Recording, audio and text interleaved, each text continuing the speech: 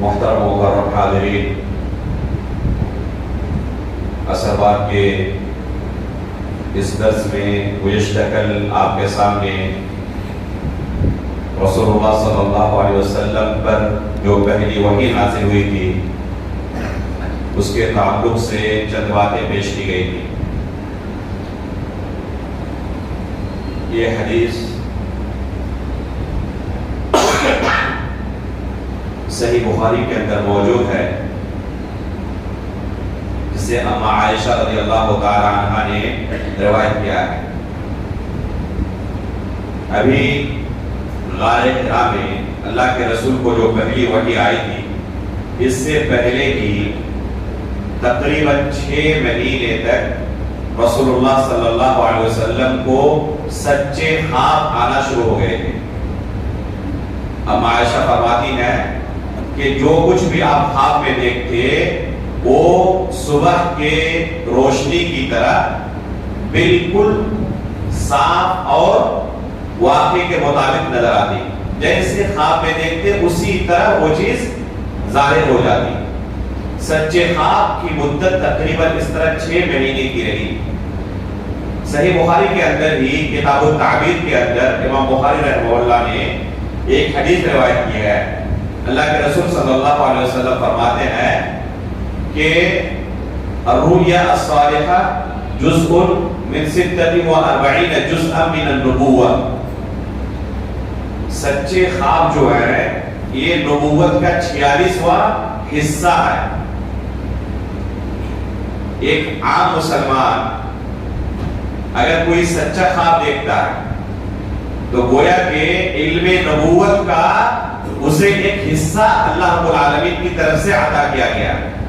نبوت اللہ کے رسول کے ساتھ ختم ہے، اللہ کے رسول کے بعد کوئی نبی نہیں ہو سکتا، اللہ کے رسول خاتم النبیین ہے، لیکن جو علم اللہ رب العالمین کی طرف سے اللہ کے رسول کو عطا کیا گیا تھا، جو شریعت عطا کی گئی تھی، تو اس علم نبوت کا 46واں حصہ اللہ کے رسول نے سچے خواب کو قرار دیا۔ یہ 46واں حصہ ہونے کا کیا معنی ہے؟ علماء نے اس کی بہت ہی الگ الگ تفسیریں اس کی ہیں۔ صحیح بخاری کی جو شروحات ہیں ان کی طرف اگر آپ مراجعہ کریں تو پائیں گے کہ علماء نے اس کی متعدد توضیحات پیش کی ہیں، تشریحات پیش کی ہیں۔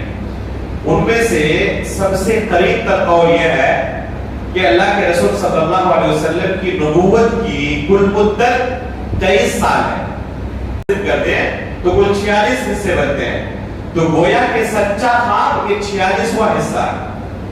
اور اللہ کے رسول کو جو سچے خواب نظر آتے تھے نبی بننے سے پہلے، وحی نازل ہونے سے پہلے، اس کی مدت کتنی تھی؟ 6 مہینے تک تقریباً تھی۔ تو یہ اس حدیث کا معنی علماء نے بیان کیا ہے، اور یہ تمام اقوال میں سب سے قریب تر قول ہے، سب سے صحیح تر قول معلوم ہوتا ہے۔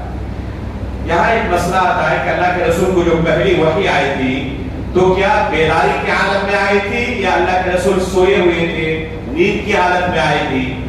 صحیح بخاری کی جو روایت ہے اس کے اندر بالکل واضح ہے کہ بیداری کی حالت میں اللہ کے رسول کو پہلی وحی آئی تھی۔ جبریل امین علیہ السلام جب آئے تو اللہ کے رسول بیدار تھے، لیکن بعض روایتوں سے ایسا اشارہ ملتا ہے کہ اللہ کے رسول سوئے ہوئے تھے اور خواب کی حالت میں جبریل علیہ السلام آئے۔ علماء نے ان دو روایتوں کے درمیان تطبیق یہ دی ہے کہ جبریل امین علیہ السلام بیداری کے عالم میں ہی آئے تھے، لیکن اس سے پہلے ہی خواب کی صورت میں اللہ کے رسول صلی اللہ علیہ وسلم کو جبریل امین علیہ السلام آ چکے تھے، تاکہ اچانک جب آپ کے سامنے پیش ہو تو آپ نہ گھبرا جائیں اور اس کے لیے تیار رہیں ذہنی طور پر۔ اس لیے اس سے پہلے خواب کی شکل میں اس کی کچھ علامتیں ظاہر ہو چکی تھی، لیکن اصل جو وحی نازل ہوئی تھی پہلی وحی وہ بیداری کے عالم میں تھی، خواب کے عالم میں نہیں تھی۔ یہاں ایک نقطہ یہ بھی معلوم ہونا چاہیے کہ انبیاء کے خواب وحی کا حصہ ہوتے ہیں۔ انبیاء کو جو خواب نظر آتے ہیں وہ بھی وحی کا حصہ ہوتے ہیں، وحی کی ایک قسم ہوتی ہے۔ ابراہیم علیہ السلام کا واقعہ یاد کریں، اسماعیل علیہ السلام کو قربانی کرنے کا جو حکم اللہ رب العالمین کی طرف سے آیا تھا وہ کس شکل میں آیا تھا؟ خواب کی شکل میں۔ انی ارا فی المنام انی اذبحک فانظر ماذا ترى. قرآن کی آیت ایک دم بالکل صریح ہے کہ یہ حکم ابراہیم علیہ السلام کو اللہ کی طرف سے کس شکل میں ملا تھا؟ خواب کی شکل میں. انی ارا فی المنام انی اذبحک، کہ میں نے خواب میں دیکھا ہے کہ میں تمہیں ذبح کر رہا ہوں. اس خواب کو ابراہیم علیہ السلام نے کس پر محمول کیا؟ اللہ رب العالمین کے حکم پر محمول کیا. اگر اسے اللہ رب العالمین کا حکم پر محمول نہ کرتے تو اپنے لختے جگر کو ذبح کرنے کے لیے تیار نہیں ہوتے. تو ابراہیم علیہ السلام، اسماعیل علیہ السلام اچھی طرح جانتے تھے کہ یہ خواب صرف خواب نہیں ہے بلکہ یہ اللہ کی طرف سے وحی ہے. تو انبیاء کے پاس جو خواب نظر آتے ہیں انبیاء اکرام کو، وہ خواب بھی وحی کی ایک قسم ہوتے ہیں. تو اگر اللہ کے رسول کو پہلی وحی خواب کی شکل میں بھی آتی تب بھی کوئی نقصان نہیں تھا، تب بھی اس سے نبوت کا ملنا ثابت ہو جاتا. لیکن حقیقت میں پہلی وحی بھی خواب کی شکل میں نہیں بلکہ بیداری کے عالم میں اللہ کے رسول صلی اللہ علیہ وسلم کے پاس آئی تھی.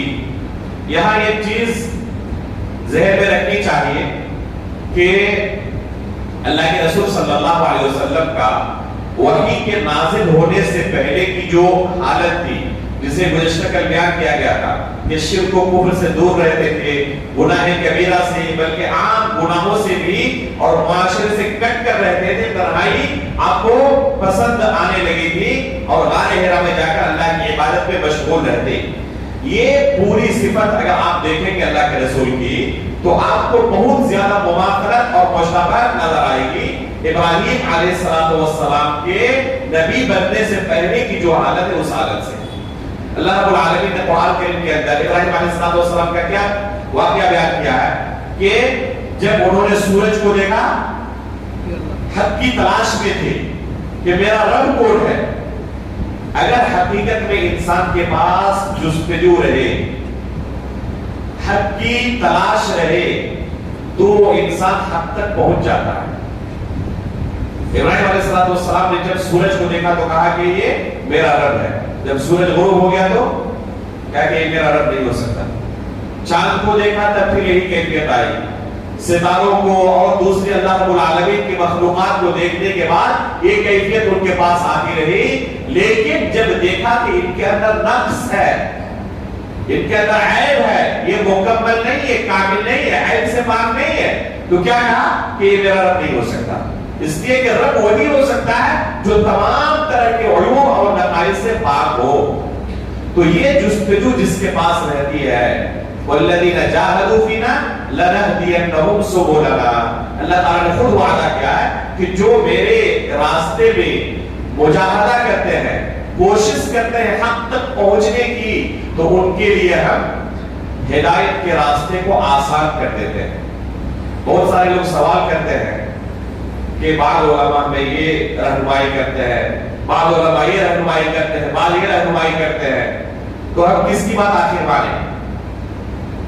ہم انہیں یہی جواب دیتے ہیں جو ابھی آپ کے سامنے بیان کیا کہ اگر حقیقت میں آپ کے اندر سچی طلب موجود ہے کہ میں حق تک پہنچنا چاہتا ہوں، جو اللہ رب العالمین کا سچا دین ہے اسے پانا چاہتا ہوں اور اسی کے مطابق عمل کرنا چاہتا ہوں، اگر آپ کے دل کے اندر سچی طلب ہے، آپ اندھے نہیں بن گئے ہیں کسی کے پیچھے کہ اس نے جو کچھ کہا وہی آخری ہے، اگر آپ اس طرح اندھے نہیں ہو چکے ہیں تو آپ کے لیے حق کو قبول کرنا آسان ہے. حق آپ کے لیے مشکل نہیں ہے. کوئی آپ کو جنت و جہنم کے نام پہ لوٹ رہا ہے، دنیا کے اندر جنت کی سرٹیفکیٹ تسلیم کر رہا ہے، آپ کے لاکھوں کروڑ روپے لوٹ رہا ہے دین کے نام پہ، اور آپ کو اچھی طرح پتا ہے کہ یہ حقیقت میں اللہ کے راستے میں خرچ کرنا نہیں ہے، اس کے باوجود آپ وہاں خرچ کرتے ہیں. آپ ذرا اجمیر شریف کا چکر لگا کے آئیں اور دیکھیں کہ کیا کچھ ہو رہا ہے. یہ پیسے ڈالنے والے کون ہوتے ہیں؟ ہم جیسے ہی آپ جیسے ہی مسلمان بھائی ہوتے ہیں. یہ دین کے نام پہ خرچ کر رہے نہیں کر رہے. اگر ذرہ برابر وہ اپنے عقل کا استعمال کرے تو کیا انہیں نہیں پتا چل جائے گا یہ اللہ کے راستے میں خرچ کرنا نہیں ہے؟ اللہ کے رسول صلی اللہ علیہ وسلم کی مسجد میں ایسے لوگ ملتے اور ان سے ہم کہتے کہ اگر حقیقت میں آپ کے دل کے اندر سچی طلب ہو نا تو آپ کے لیے حق تک پہنچنا مشکل نہیں، آسان ہے بہت۔ اگر اس طریقے سے پیسہ ڈالنا جائز ہوتا تو اللہ کے رسول صلی اللہ علیہ وسلم کی قبر کے پاس کوئی یہ پیسے ڈالنے کا بکسا نہیں بلکہ روم بھی بنتا تو روزانہ ایک روم بھر جاتا۔ پیسے کی لالچ کسے نہیں ہے؟ ہر ایک کو پیسے کی لالچ ہے، لیکن یہ جائز طریقہ نہیں، یہ حرام طریقے سے لوگوں کا مال کھانا ہے۔ یہ جو آپ مزاروں کے چکر لگاتے ہیں، کوئی مزار ایسا ملا ہے جس میں پیسہ ڈالنے والا بکسا نہ ہو؟ وہ اصل پیٹ کا دھندا ہی ہے، اس بکسے کو ہٹا دو مزار ختم ہو جائے گا۔ اس کے باوجود لوگوں کی آنکھیں نہیں کھلتی۔ مسجد نبوی کے میوزیم میں بنگلہ دیشی ایک وفد کو ہم لے گئے اور ان حقائق کو ہم نے دکھایا کہ اللہ کے رسول صلی اللہ علیہ وسلم کی قبر کی تصویر دکھا کر کس طرح لوگوں کو لوٹا جاتا ہے پوری دنیا میں۔ سب کچھ اپنی آنکھوں سے دیکھنے کے بعد اسی وقت میں سے ایک شخص کھڑا ہوا اور اس نے اپنے بارے میں بیان کیا۔ کیا بیان کیا؟ کہ میں خود ایک قبر کا مجاہد ہوں بنگلہ دیش کے اندر، اور مجھے اچھی طرح پتا ہے کہ جس قبر پر لوگ آ کے پیسہ ڈالتے ہیں نا اس کے اندر کوئی قبر نہیں ہے۔ وہ ایک جھوٹی افواہ نے پھیلا دی ہے کہ بہت بڑی ولی ہے یہاں پر دفن، اور وہاں پر عرس لگتا ہے، لوگ آ کے پیسے ڈالتے ہیں، یہاں تک کہ خود انہوں نے بیان کیا کہ اتنے پیسے جمع ہو جاتے ہیں موسم جب لگتا ہے اس طرح کہ پیسہ گننے کے لیے لوگوں کو ہمیں کرائے پر رکھنا پڑتا ہے کہ پیسہ گنو دو۔ یہ کن کے پیسے ہیں؟ ہم جیسے آباد جیسے مسلمانوں کے نا، کہ کس کے نام پر خرچ ہو رہا؟ دین کے نام پر خرچ ہو رہا۔ اس بھائی نے خود توبہ کیا کہ میں توبہ کرتا ہوں، پہلے جا کر اس کو منہدم کروں گا اور آج سے صحیح دین پر عمل کروں گا۔ تو اگر کوئی شخص سچی طلب کسی کے دل میں ہو کہ میں حق تک پہنچنا چاہتا ہوں، اس کے لیے مشکل نہیں ہے۔ چند دنوں کی کوشش کے بعد اس کے لیے واضح ہو جائے گا کہ حقیقت میں کتاب و سنت کی دعوت کون دے رہا ہے اور کون کتاب و سنت کے نام پر اسے الو بنا رہا ہے، اسے لوٹ رہا ہے۔ تو یہ مشکل نہیں ہے۔ اللہ کے رسول صلی اللہ علیہ وسلم کی زندگی کی ابتدائیات دیکھیں، ابراہیم علیہ السلام کا پورا ایک قصہ ہمیں اسی چیز کی طرف رہنمائی کرتا ہے۔ تو اللہ کے رسول صلی اللہ علیہ وسلم کی تمام خرافات سے دور رہے، یہاں تک کہ آپ کو اللہ رب العالمین کی طرف سے حق کی رہنمائی مل گئی۔ اللہ کے رسول صلی اللہ علیہ وسلم کے پاس جبریل امین آتے ہیں وحی لے کر، اور یہیں سے اللہ کے رسول نبی بنائے جاتے ہیں۔ گزشتہ کل بیان کیا گیا تھا کہ خدیجہ رضی اللہ تعالیٰ عنہا اللہ کے رسول کو ورقہ بن نوفل جو ان کے چچا زاد بھائی تھے ان کے پاس لے کر جاتے ہیں۔ اس واقعے کے بعد جب ورقہ نے بیان کیا اور جو اللہ کے رسول کے ساتھ پیش ہوا، اللہ کے رسول نبی بن جاتے ہیں۔ ابھی تک رسالت اللہ کے رسول کو نہیں ملی ہے، ابھی تک اللہ کے رسول نبی بنائے گئے ہیں، ابھی تک اللہ کے رسول کے اوپر یہ ذمہ داری عائد نہیں کی گئی ہے کہ آپ اس دین کی دعوت و تبلیغ کریں، لوگوں کو اس دین کی طرف بلائیں۔ ابھی اللہ کے رسول بلانا شروع نہیں کیا، دعوت دینا شروع نہیں کیا، ابھی اللہ کے رسول نبی بنائے گئے۔ رسول کب بنائے گئے؟ جب اللہ کے رسول صلی اللہ علیہ وسلم پر دوسری وحی نازل ہوئی، قم فانذر یا ایھا المدثر قم فانذر، یہ دوسری وحی ہے۔ جب یہ دوسری وحی نازل ہوئی تب اللہ کے رسول بنائے گئے اور آپ کے اوپر دعوت و تبلیغ کی ذمہ داری ڈالی گئی، اور اللہ کے رسول نے لوگوں کو دین کی طرف بلانا شروع کیا۔ ورقہ بن نوفل کا جو معاملہ تھا، انہوں نے کیا کہا کہ جس وقت آپ کی قوم آپ کو آپ کے گھر سے نکال دے گی، کاش کہ میں موجود ہوتا تو میں آپ کی زبردست طریقے سے مدد کرتا، تعاون کرتا۔ اللہ کے رسول نے کہا کیا میری قوم مجھے نکال دے گی؟ تو انہوں نے کیا کہا، آج تک جس کے پاس بھی یہ فرشتہ آیا ہے اور جو چیز آپ کو دی گئی ہے ان کو دی گئی تھی، تمام قوموں نے ایسے لوگوں کے ساتھ دشمنی کی ہے۔ آج کی تاریخ یہی رہی ہے، کوئی ایک ایسا نبی نہیں گزرا جس کی قوم کے لوگوں نے اس کے ساتھ دشمنی، ان کے ساتھ دشمنی نہ کی ہو۔ تو ظاہر سی بات ہے کہ آپ کے ساتھ بھی وہی ہونے والا ہے۔ ورقہ بن نوفل کا یہ کہنا کہ اگر میں اس وقت تک زندہ رہا تو میں آپ کی مدد کروں گا، علماء نے اس جملے سے استدلال کیا ہے کہ ورقہ بن نوفل اللہ کے رسول پر ایمان لے آئے تھے، اور اگر اللہ کے رسول پر کوئی ایمان لے آئے اس کو کیا کہتے ہیں؟ صحابی کہتے ہیں، اس لیے ورقہ بن نوفل کو صحابی کہا جائے گا۔ ایک دوسری روایت بھی اس بارے میں موجود ہے، اللہ کے رسول صلی اللہ علیہ وسلم فرماتے ہیں، امام حاکم رحمہ اللہ نے اپنی مستدرک کے اندر یہ حدیث روایت کی ہے، اللہ کے رسول صلی اللہ علیہ وسلم سے مروی ہے، فرماتے ہیں لا تسبوا ورقہ فإنه رأيت له الجنہ او جنتین، تم ورقہ کو برا بھلا نہ کہو، گالی نہ دو، میں نے ورقہ کے لیے جنت خواب میں دیکھا ہے کہ اللہ رب العالمین نے اسے جنت عطا کیا ہے، یا دو جنتیں اللہ رب العالمین نے اسے عطا کی ہیں۔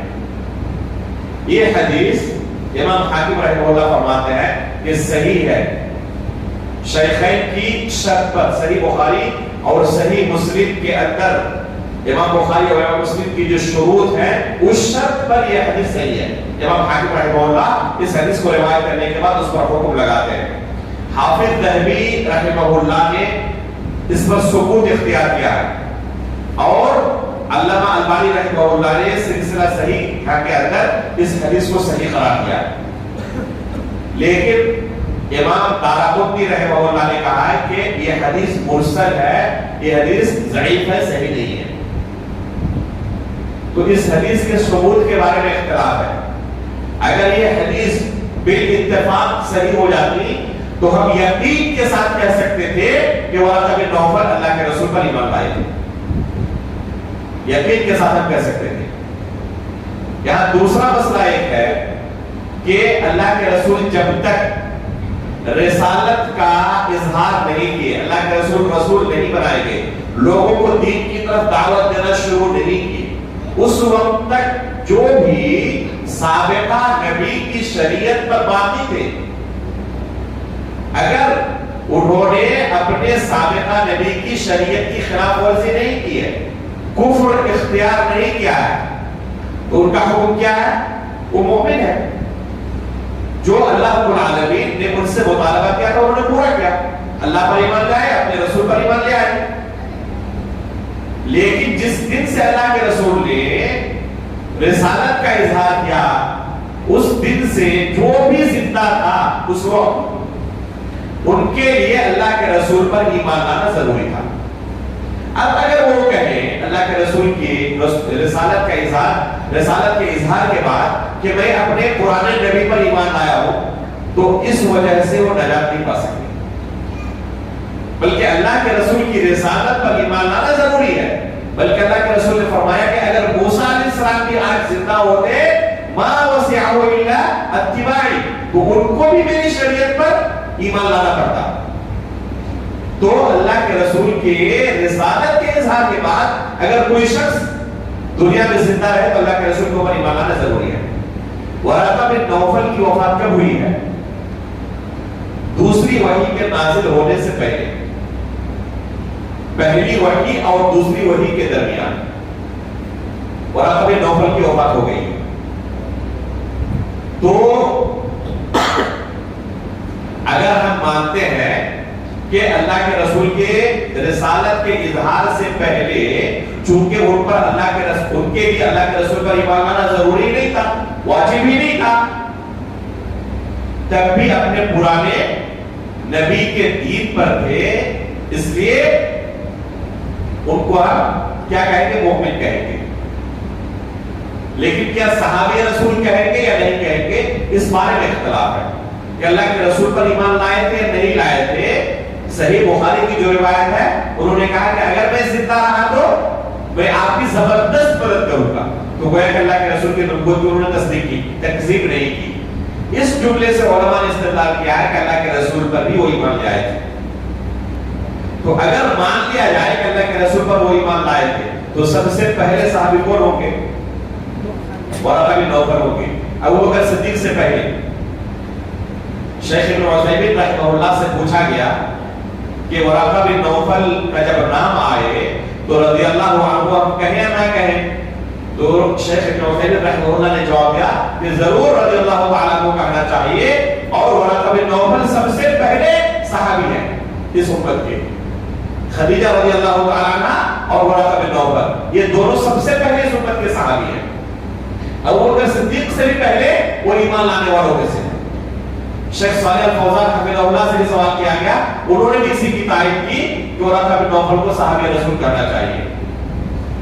تو بہرحال یہ ایک مسئلہ ہے جو علماء کے درمیان مختلف ہی رہا ہے. جن علماء کرام نے صحابہ کرام کی سیرت پر کتابیں لکھی ہے، انہوں نے ورقہ بن نوفل کو بہت سارے ان میں سے علماء نے ورقہ بن نوفل کو صحابہ کرام کی فہرست میں شامل کیا ہے. جیسے طبری رحمہ اللہ نے، بغوی رحمہ اللہ نے، ابن قانع اور ابن السکن رحمہ اللہ نے صحابہ کرام کی لسٹ میں ورقہ بن نوفل کو شامل کیا ہے. اس لیے انشاءاللہ رضی اللہ تعالیٰ کو کہنے میں کوئی حرج نہیں ہے. ان کو صحابی رسول کہا جا سکتا ہے علماء کرام کی ایک بہت بڑی تعداد کے مطابق. تو یہ ہے ورقہ بن نوفل کا قصہ. اللہ کے رسول صلی اللہ علیہ وسلم کو جب یہ پہلی وحی ملی، اس کے بعد وحی کا سلسلہ منقطع ہو گیا. وحی کا سلسلہ کچھ مدت کے لیے منقطع ہو گیا، بند ہو گیا. اس بارے میں کافی اختلاف ہے کہ یہ کتنی مدت کے لیے وحی کا سلسلہ ٹوٹ چکا تھا. بعض روایت کے مطابق 6 مہینے کے لیے، بعض روایت کے مطابق صرف 40 دن کے لیے، بعض روایت کے مطابق صرف چند ایام تھے، بہت زیادہ لمبی مدت نہیں تھی. بہرحال اس بارے میں تمام روایتیں متفق ہیں، بلکہ صحیح بخاری کی روایت کے اندر ہے کہ پہلی وحی کے بعد وحی کا سلسلہ منقطع ہو گیا. اس کی کیا حکمت تھی؟ اللہ کے رسول صلی اللہ علیہ وسلم کو جو پہلی وحی آئی تو اللہ کے رسول گھبرا گئے.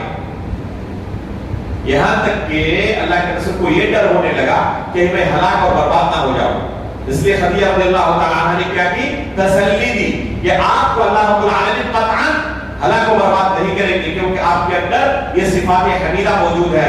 آپ مہمان نوازی کرتے ہیں، جو مصیبت زدہ ہوتے ہیں ان کی مدد کرتے ہیں، اور آپ صلی اللہ علیہ وسلم لوگوں کے درمیان جو اختلافات ہوتے ہیں ان اختلافات کو دور کرتے ہیں. تو یہ آپ کے اندر جو صفات حمیدہ ہیں، کسی شخص کے اندر ایسی صفات رہیں اور اللہ رب العالمین اسے ہلاک و برباد کر دے، ایسا نہیں ہو سکتا. یہ خدیجہ رضی اللہ تعالیٰ عنہ نے اطمینان دلایا. اس کے بعد اللہ کے رسول صلی اللہ علیہ وسلم کو کافی حد تک اطمینان آ گیا. اللہ رب العالمین کی طرف سے حکمت یہ تھی، جیسے کہ بعض علماء نے اس کی حکمت بیان کرتے ہوئے لکھا ہے کہ اللہ کے رسول نفسیاتی طور پر پھر جبریل علیہ السلام کا مواجہہ کرنے، ان سے ملاقات کرنے کے لیے تیار ہو جائے. یہ ڈر والی کیفیت اب ختم ہو جائے، بلکہ شوق کی کیفیت ہو کہ کب جبریل امین آئے گی، کب اللہ کی طرف سے دوسری وحی آئے گی. ایک شوق ہو اور کوئی چیز ڈر کی حالت میں کسی کو دیا جائے اور وہی چیز لینے کے لیے شوق اس کے اندر پیدا ہو جائے، وہ مشتاق رہے، منتظر رہے کب یہ چیز مجھے ملے گی. ظاہر سی بات ہے کہ دونوں میں کافی فرق ہوتا ہے. تو اللہ کے رسول صلی اللہ علیہ وسلم اس کے بعد پریشان رہنے لگے کہ کب دوسری وحی آئے گی. یہاں تک کہ بعض روایات کے اندر ملتا ہے کہ اللہ کے رسول صلی اللہ علیہ وسلم پہاڑ کی چوٹیوں پر جا کر اپنے آپ کو وہاں سے گرا کر ہلاک کرنے کے بارے میں سوچنے لگے، اور اس طرح دل کے اندر خیالات آنے لگے. آپ نے کوشش بھی اس طرح کرنے کی کوشش کی کہ خودکشی کر لیں. صحیح بخاری کے اندر یہ واقعہ امام زہری رحمہ اللہ کے بلاغات سے مروی ہے. بلاغات مطلب امام زہری رحمہ اللہ نے کہا کہ مجھے خبر پہنچی ہے. کس نے پہنچائی؟ کس اپنے استاد سے انہوں نے حدیث روایت کی، اس کا تذکرہ نہیں. اس کو کہتے ہیں بلاغات، اور محدثین کے اصطلاح میں بلاغات کا حکم ضعف کا ہوتا ہے. یہ ثابت نہیں، یہ ضعیف روایت ہے. تو صحیح بخاری کے اندر یہ جو قصہ موجود ہے وہ امام زہری رحمہ اللہ کے بلاغات کے قبیل سے ہے. یعنی امام بخاری رحمہ اللہ خود یہ بیان کرنا چاہتے ہیں کہ یہ جملہ ثابت نہیں ہے، ضعیف ہے. اس لیے یہ کہنا کہ جب وحی رک گئی تھی بندش وحی کے زمانے میں اللہ کے رسول نے خودکشی کرنے کی کوشش کی تھی، یہ صحیح نہیں ہے. یہ صحیح سند سے ثابت نہیں ہے، بلکہ اس تعلق سے جو بھی روایتیں ملتی ہیں تمام کی تمام ضعیف روایتیں ہیں. تمام کی تمام ضعیف روایتیں ہیں کہ اللہ کے رسول نے بندش وحی کے زمانے میں خودکشی کرنے کی کوشش کی تھی. قطعا نعوذ باللہ، یہ اللہ کے رسول صلی اللہ علیہ وسلم کی شان کے لائق بھی نہیں کہ اللہ کے رسول خودکشی کرنے کی کوشش کریں. خودکشی کون کرتا ہے؟ جو بزدل ہوتا ہے. کسی بھی سماج اور معاشرے میں خودکشی کو اچھا عمل سمجھا جاتا ہے، پسندیدگی کی نگاہ سے دیکھا جاتا ہے.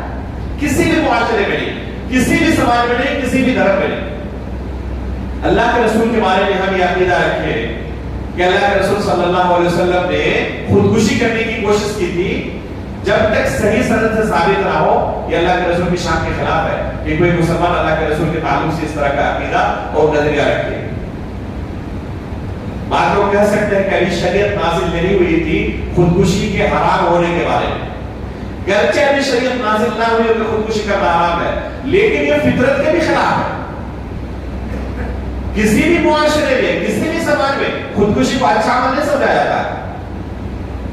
اس لیے اللہ کے رسول کی طرف اس چیز کی نسبت کرنا اور ہمارے پاس کوئی صحیح سند بھی نہ ہو، یہ بالکل بھی مناسب نہیں ہے. بعض لوگوں کو صحیح بخاری کے اندر یہ جو بلاغت کے قبیل سے یہ روایت آئی ہوئی ہے، امام سہری کے بلاغت کے قبیل سے، بعض لوگوں کو وہم ہو گیا ہے کہ صحیح بخاری کے اندر یہ قصہ موجود ہے، لیکن انہوں نے اس پر غور نہیں کیا کہ امام بخاری نے کس سے کے ساتھ اس کو روایت کیا. اس لیے بعض لوگ اس قصے کو ذکر کرتے ہیں اور حوالے کے طور پر کیا ذکر کرتے ہیں کہ صحیح بخاری کے اندر یہ قصہ موجود ہے. تو صحیح بخاری کے اندر کس طریقے سے اس قصے کو امام بخاری نے روایت کیا، یہ دیکھنے کی ضرورت ہے. مثلا الرحیق المختوم ہم اٹھائیں گے، الرحیق المختوم کے اندر بھی یہ قصہ پائیں گے اور وہاں پر صحیح بخاری کا حوالہ بھی آپ کو ملے گا کہ صحیح بخاری کے اندر یہ قصہ موجود ہے. آپ صحیح بخاری اٹھائیں اور دیکھیں کہ صحیح بخاری کے اندر یہ قصہ کس طرح موجود ہے، تو آپ کو ملے گا کہ صحیح بخاری کے اندر صحیح سند سے امام بخاری نے اس قصے کو بیان نہیں کیا ہے، بلکہ خود امام بخاری نے اس کو بلاغت کے قبیل سے روایت کیا ہے. یعنی امام بخاری خود کہنا چاہتے ہیں کہ یہ روایت ثابت نہیں ہے. اس لیے اس سے کسی کو دھوکہ نہیں ہونا چاہیے. میں نے اس شبہے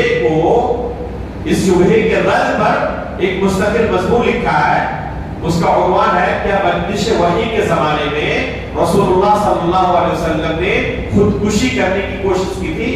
میری فیس بک ٹائم لائن پر بھی اور فری لانسر ویب سائٹ پر بھی یہ مضمون موجود ہے، آپ لوگ اس مضمون کو وہاں سے پڑھ سکتے ہیں. خلاصہ کیا نکلا کہ اللہ کے رسول صلی اللہ علیہ وسلم کا خودکشی کا ارادہ کرنا یہ ثابت نہیں ہے.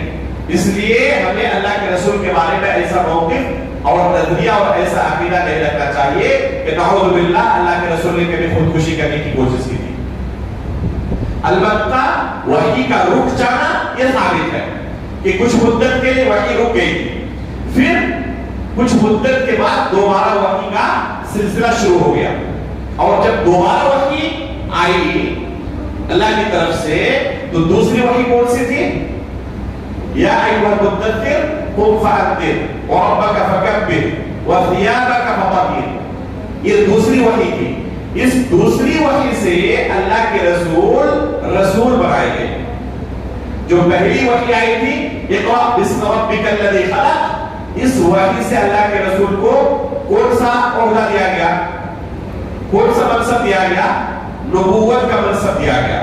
پہلی وحی سے اللہ کے رسول نبی بنائے گئے اور دوسری وحی سے اللہ کے رسول کیا بنائے گئے؟ رسول بنائے گئے. اللہ کے رسول کو یہ ڈیوٹی دی گئی، ذمہ داری دی گئی کہ اب لوگوں کو آپ شریعت کی طرف بلائیں، دین کی دعوت دیں، شریعت کی دعوت دیں. اس کے پہلے اگر کسی کی وفات ہو گئی ہے اور وہ سابقہ نبی کے دین پر باقی تھے تو ان کو کیا کہا جائے گا؟ وہ مومن تھے، وہ مومن تھے، لیکن اگر سابقہ نبی کے دین پر باقی نہ ہو، جیسے کفار و مشرکین کا معاملہ تھا، وہ کیا کرتے تھے؟ شرک کرتے تھے، اللہ رب العالمین کے علاوہ دوسرے معبودان باطلہ کے سامنے اپنا سر جھکاتے تھے، جو کہ کھلا ہوا شرک ہے۔ تو ان کو کیا کہا جائے گا؟ مشرک کہا جائے گا، ان کو مشرک کہا جائے گا۔ بہت سارے لوگ سوال کرتے ہیں اللہ کے رسول کے والدین کے متعلق کہ اللہ کے رسول کے والدین کے بارے میں ہم کیا عقیدہ رکھیں۔ جو لوگ جاتے ہیں مکہ مدینہ حج کرنے، عمرہ کرنے، وہ اللہ کے رسول کے والدین کی قبر کے بارے میں سوال کرتے ہیں کہ اللہ کے رسول کے والدین کی قبر کہاں ہے؟ پوچھتے ہیں ہم کہ کس لیے؟ کہتے ہیں کہ زیارت کرنی ہے۔ اللہ کے رسول صلی اللہ علیہ وسلم کو خود استغفار کرنے کے لیے منع کر دیا گیا تھا۔ ایک صحابی رسول اللہ کے رسول کے پاس آتے ہیں اور اپنے والد کے متعلق سوال کرتے ہیں، جو کہ حالت کفر کے اندر وفات پا گئے، کہ اللہ کے رسول میرے والد کا ٹھکانہ کیا ہے؟ تو اللہ کے رسول نے فرمایا فی النار، جہنم میں۔ تو اس صحابی کو بڑی تکلیف ہوئی کہ اللہ کے رسول نے ڈائریکٹ میرے والد کے بارے میں جہنم کا فیصلہ سنا دیا۔ تو اللہ کے رسول نے اس صحابی کو بلایا اور کہا ان ابی و اباک فی النار، صرف تمہارے والد نہیں میرے والد بھی جہنم میں ہے، صرف تمہارے نہیں بلکہ میرے والد بھی جہنم میں ہے۔ تو اللہ کے رسول صلی اللہ علیہ وسلم کی رسالت کے اظہار سے پہلے اگر کسی کی وفات ہو گئی ہے، اور اللہ کے رسول کے والدین کی وفات اس سے پہلے ہو چکی تھی، اور وہ سابقہ نبی کے دین پر باقی نہیں ہے، تو کیا ہے؟ مشرک اور کافر ہے۔ لیکن اگر سابقہ نبی کے دین پر باقی ہو تو پھر وہ اللہ رب العالمین کے یہاں نجات یافتہ ہے، ورنہ نجات یافتہ نہیں ہو سکتے۔ کچھ لوگ ایسے تھے اس معاشرے کے اندر جو شرک اور کفر سے دور تھے، گرچہ اللہ کے رسول نے ابھی نبوت کا اظہار نہیں کیا، رسالت کا اظہار نہیں کیا، لیکن اس معاشرے کے اندر تمام کے تمام مشرک نہیں تھے۔ اس معاشرے میں بہت سارے لوگ ایسے تھے جو کفر و شرک سے دور تھے اور سابقہ نبیوں کے مذہب کی اتباع کی کوشش کرتے تھے، جیسے کہ امیہ بن ابی الصلت کا معاملہ۔ امیہ بن ابی الصلت کا معاملہ ہے کہ جو زمانہ جاہلیت میں بھی کیا کرتے تھے؟ اہل کتاب کی کتابوں کے مطالعے میں مشغول رہتے تھے، ملکوں کا سفر کرتے اور جہاں بھی اہل کتاب کے علماء ملتے ان کے ساتھ جا کے بیٹھتے، ان کے دین کو اور مذہب کو سمجھنے کی کوشش کرتے اور ان کی مذہبی کتابیں پڑھتے تھے اور شرک و کفر سے دور تھے، یہاں تک کہ لوگوں کو توحید کی طرف دعوت دیتے تھے کہ صرف ایک اللہ کی بات کرو، اس کے ساتھ کسی کو شریک نہ کراؤ۔ جو سابقہ نبیوں کی کتابوں کے اندر اور ان کے مذہب کے اندر چیزیں موجود تھی، یہ امیہ بن ابی الصلت لوگوں کو اس چیز کی طرف دعوت دیتے تھے۔ لیکن جب اللہ کے رسول صلی اللہ علیہ وسلم نبی بنائے گئے تو ان کے پیروں تلے زمین کھسک گئی۔ یہ سمجھ رہے تھے سابقہ نبیوں کی حالات کو دیکھتے ہوئے، اہل کتاب کی کتابوں کو پڑھنے کے بعد ان کو اچھی طرح پتہ چل چکا تھا کہ ایک نبی ابھی ظاہر ہونے والے ہیں اور اسی جزیرۃ العرب کے اندر ان کا ظہور ہونے والا ہے۔ قریب اللہ کی طرف سے ایسے کسی شخص کو نبی منتخب کیا جانا ہے۔ ان کو خود لگتا تھا کہ میری جو حالت ہے، جو میرے پاس علم ہے، یہ بہت بڑے شاعر تھے، یہ بہت بڑے شاعر، ان کے دیوان موجود ہے، عربی اشعار کے ان کے دیوان بڑے اونچے مائل کے دیوان مانے جاتے ہیں۔ تو ان کے دل میں ایک خیال آنے لگا کہ مجھ سے زیادہ آخر اس جزیرۃ العرب میں اس منصب کا مستحق کون ہو سکتا ہے؟ ہو نہ ہو یہ نبوت میرے پاس سے آنے والی ہے، اب قریب میں نبی بنایا جانے والا ہوں۔ ان کو یہ لگنے لگا اور یہ اپنے دل کے اندر یہ خواہش پالنے لگے یہاں تک کہ جب اللہ کے رسول کے پاس نبوت آئی تو ان کے پیروں تلے زمین کھسک گئی کہ اللہ ہوا تو کیا ہوا. سوچ رہا تھا کہ نبوت مجھے ملنے والی ہے، یہ تو دوسروں کو مل گئی، محمد کو مل گئی. ان کے دل کے اندر جو پرانی خواہش تھی، اس خواہش کو یہ دبا نہیں سکے اور اللہ کے رسول کی رسالت کو قبول نہیں کر سکے.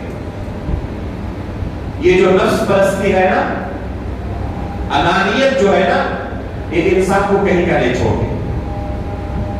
اس نفس پرستی نے ان کو کہیں کا نہیں چھوڑا، یہاں تک کہ اللہ کے رسول کی رسالت پر آخر وقت تک، گرچہ اس بارے میں اختلاف ہے، بعض لوگوں نے کہا ہے کہ آخری وقت میں انہوں نے اسلام قبول کر لیا تھا، اللہ اعلم، لیکن کوئی صحیح روایت ایسے نہیں ملتی. ان کے جو اشعار ہیں، آپ ان کے اشعار کو پڑھیں گے تو آپ کو ایسا لگے گا کہ کسی صحابی رسول کے اشعار ہیں. اسی لیے اللہ کے رسول کی یا کسی صحابی کی قول ہے کہ آمنا شعرہ وکفر قلبہ، اس کے شعر نے اسلام قبول کر لیا ہے لیکن دل نے ابھی تک کفر کو ہی اختیار کیا ہوا ہے. جو اس کے اشعار ہیں آپ پڑھیں گے تو ایسا ہی رہے گا کہ کسی صحابی رسول کے اشعار ہیں، لیکن یہ انانیت اور یہ نفس پرستی کہ مجھ سے بڑا دوسرا کون ہو سکتا ہے، آخر تک وہ اسلام انہوں نے قبول نہیں کیا. یہی ظاہر ہے، لیکن اللہ اعلم دل کی حالت اللہ اعلم بہتر اللہ تعالیٰ جانتا ہے، لیکن ایمان لانے کے آثار نہیں ملتے. اس واقعے سے کیا پتہ چلتا ہے؟ اس واقعے سے پتہ چلتا ہے کہ بہت سارے لوگ اس معاشرے کے اندر بھی ایسے تھے جو کفر و شرک سے دور تھے، جو سابقہ نبی کے دین پر تھے.